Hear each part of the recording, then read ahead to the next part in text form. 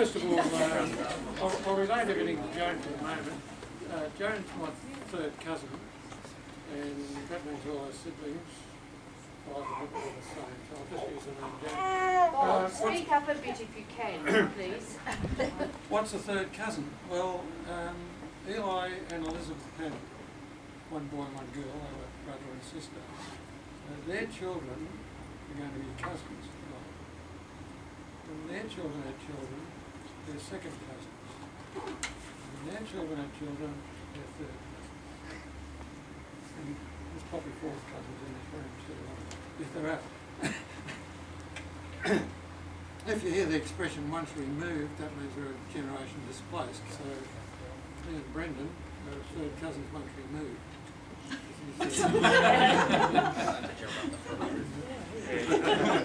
So I just thought I'd start with that. I'm supposed to be talking about Eli and Elizabeth. Well, is that loud enough? Oh, sorry. When we talk about the ladies in family history, it's very hard to get any information because the men went out and had a trade or a profession. They had the name that didn't change because the women's changed at marriage. The men often signed documents. So very often with the women, such as Elizabeth, you only get the birth, the marriage and the death details. So what we do know about Elizabeth was that she was the third daughter of Henry Barnes. So there's another surname in the mix. Henry was a servant, we know that much, and he was married to Susanna. And Susanna's maiden name was Gardner. There's another name. Elizabeth was probably born in 1816. We know when she was christened, so it seems to be 1816. And then we jump 24 years, and all of a sudden she got married in 1840 to Eli Bennett. Eli Bennett was the 13th child of James Bennett and Sarah Bankin. And not only, he was the 13th and youngest child. And a recent diary came to light from another relative in Wales. He's come up with a diary of one of Eli's sisters, and in there it mentions that he was indeed lucky to grow up at all. Because first of all, his mother saved his life twice. He fell into the cesspool, and she saved him. I don't think they did mouth-to-mouth. And secondly, she saved him from poisoning from what was called vitriol, which turns out to be sulphuric acid.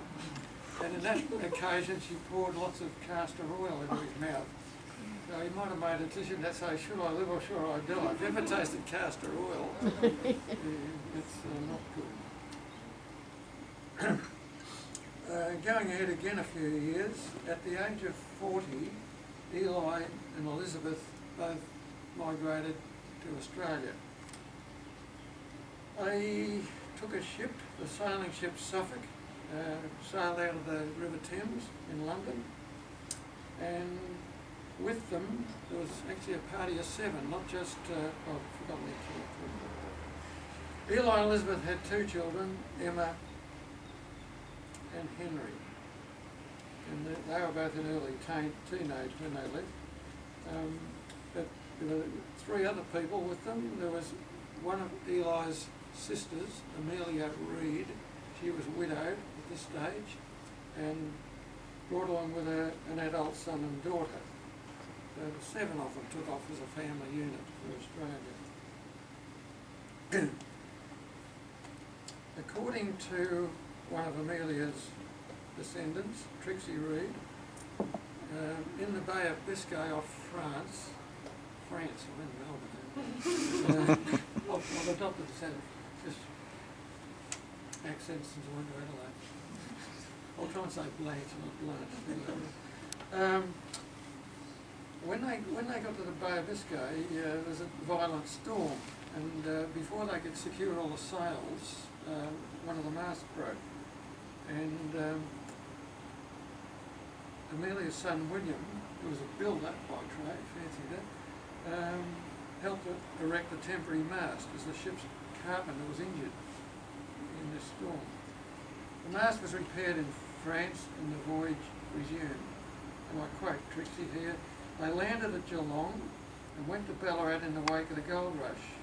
They brought with them a pre-cut wooden house, all parts marked and numbered, and transported it to Ballarat by bullock wagon, where they erected it for their home.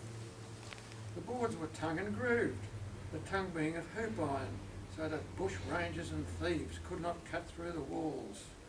There had been so many stories of such happenings reaching the old country."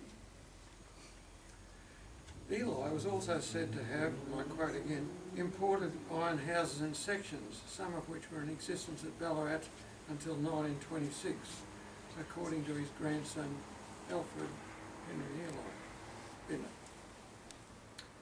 This family group who came to Victoria were quite probably influenced to migrate by Eli and Amelia's cousin John Bankin, who lived at Learmonth, and would have told them of the rich diggings at Ballarat only 20 kilometres away. And if you go there today to Learmonth, their house still exists on the top of Bankin Hill, as they call it, and there's a Bankin Street in Learmonth. He was a fairly active and well-known person. He used a lot of They arrived in 1857, but within 3 years they were living in Melbourne. I know that because that's the year that Emma was married, and she married in Melbourne. Very soon after they arrived in Melbourne, Eli and his son Henry went on to set up a carpentry business in Miller Street, Brunswick. Had they tried to dig for gold in Ballarat? We don't know yet. Eli brought with him a gauntlet, and what family significance this had is not known yet. The gauntlet has been faithfully passed down the generation from eldest son to eldest son, and is now entrusted to Robert here today. Bob. I believe that this custom is called primogeniture, or primogeniture, I don't know how to pronounce it. But who obtained the rest of the armour? Now, Eli was actually the youngest in his family of 13 when he left Essex in 1857. But of his 6 brothers, only one was still living. So did Eli's surviving brother William inherit the other gauntlet, or a helmet, or a breastplate perhaps? So this is part of what I enjoy about family history. We have gaps in the known facts, and we must get down to really think about the mysteries. Now Eli kept a diary, which has survived, and although it was dated 1860, only 3 years after his arrival in Victoria, it's more a chronicle of family records rather than reminiscences. There is no mention of his migratory or Australian experiences. I think of the upheaval in leaving their native land, the ocean voyage, their arrival in an alien environment, perhaps the fruitless search for gold, the decision to move on to Melbourne, the mechanics of settling in and establishing a business there. They unfortunately do not feature in Eli's diary, nor is there mention of the imminent marriage of his only daughter Emma in the same year that the diary is dated. Men, as Eli was obsessed, however, in proving a link to English nobility. Class was paramount in England in the 19th century. In a letter back home, probably in the 1860s, to a niece, Alice, the daughter of Eli's brother William, Eli exhorted the girl to never forget her illustrious ancestor, Sir Dennis Strutt. But what about his uncle Richard Bankin, his mother's brother? He was sent out here as a convict a year before Eli was born. Perhaps Eli was never told of this family shame. How did it feel? Now, of course, to have a convict forebear is a source of pride to many of us zany Australians. A small insight into Eli the man. Sorry about reading this, because if I don't, I'll forget how. A small insight into Eli the man comes from a great-grandson of Eli and Elizabeth, Frederick McCartney, who penned a poem about Eli, which was called Remembrance for Rosemary, and slightly taking out one or two words to speed up the process. My grey-bearded great-grandfather had an old world wisdom that I lost in losing him. He built a queer house with porches and gables, where a boy could hide or sit and listen to old fables. He planted an orchard with apricots and plums. He had more love for oaks and elms than wattle trees and gums. But most he loved the rosemary, clipping it neat, while I walked behind him, brushing with my feet with tiny sprigs that fell. Though then I scoffed to find he liked flowers more than games, and laughed to hear him calling them by their familiar names. If he had not been old, and I not young, he might have rued my manners, and I might have feared his tongue. There is a possibility that Eli and Elizabeth had a trip home to Essex in the 1870s or 1880s. I should have researched this more. As Elizabeth had an engraved stone erected to the memory of her parents, placed in the Great Worley churchyard about that time. And moving on. Eli's sister Amelia died, aged 85, in Clifton Hill in 1885. And just 1 year short of her golden wedding anniversary, Elizabeth, Eli's wife, died, aged 72, from pernicious anemia. After 14 months had elapsed, Eli, aged 74, married again to 50-year-old widow Hannah Douglas. He died aged 82 years of age. Both Eli and Elizabeth died at their home in Queen's Parade, Clifton Hill. Eli's will shows the main beneficiaries were to be his son Henry, his daughter Emma's eldest daughter Elizabeth McCartney, my grandmother, and his second wife Hannah, with Henry to receive the gauntlet. Quaintly, Henry and Elizabeth were to receive a case of seaweed and shells, amongst other things.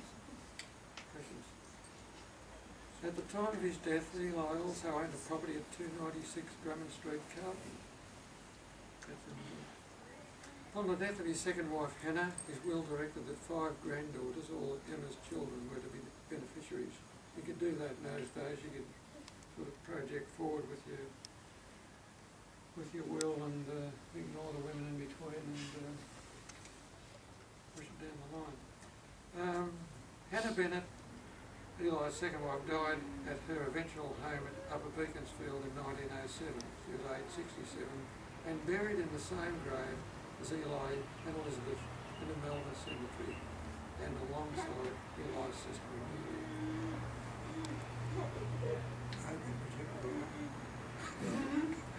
That's all. That's a summary. Anyone wants to ask questions? No, I want to say something. Could you, Robert, can you come over here just a second? You'll come anyway. Yes. Being organised by your little sister. That's right. Guess who are the brothers? You need to stand side on. It's amazing how the two Roberts are alike, whereas John, who really should be, move over there, should be there, there's no resemblance. I mean, I find that...